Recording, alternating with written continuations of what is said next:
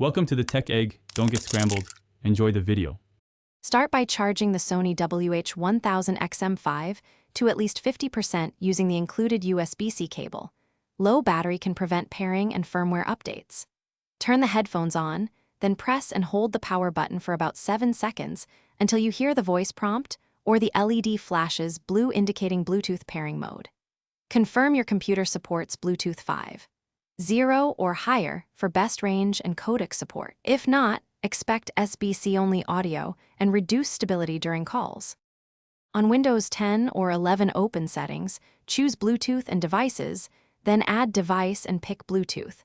Wait for WH1000 or headphones to appear and click Connect.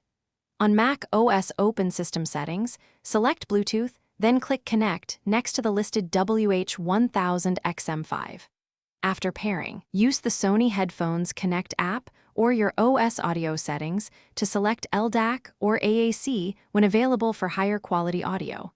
Otherwise, the system will default to SBC. Test playback and adjust volume to avoid clipping.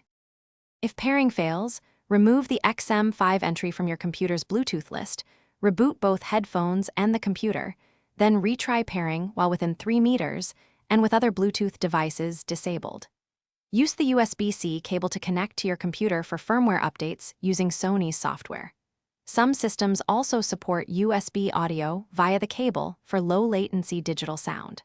For persistent audio dropouts, update your computer's Bluetooth drivers, enable hands-free profile only when using calls, and prefer LDAC or AAC for music quality. Thanks for watching. Consider subscribing if I helped unscramble your problems.